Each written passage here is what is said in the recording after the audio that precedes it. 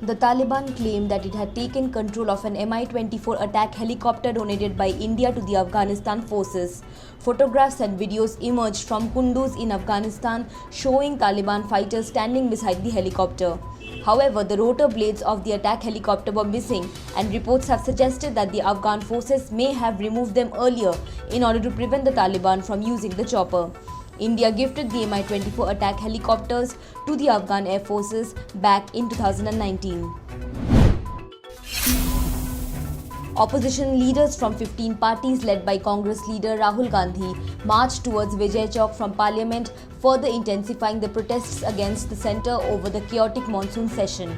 Rahul Gandhi said, "We raised the Pegasus issue, inflation, farmers issue, but were not allowed to speak in Parliament. Today we had to come out here to speak to you as we are not allowed to speak in Parliament. This is murder of democracy." He asked, "This is the first time that MPs have been attacked in Parliament. Outsiders were brought in who thrashed the MPs. Why are you talking about the chairman's tears?" He claimed that the voice of 60% of the country was crushed, humiliated, and yesterday was physically beaten. India's javelin star Neeraj Chopra has moved up 14 places to the world number 2 in the latest World Athletics men's javelin rankings. Neeraj was ranked 16 before he headed to the Olympics, but the 23-year-old has vaulted past several big names on the rankings after winning the gold medal in Tokyo 2020. With 1,315 points, Neeraj is only ranked behind Germany's Johannes Vetter on the World Athletics ranking.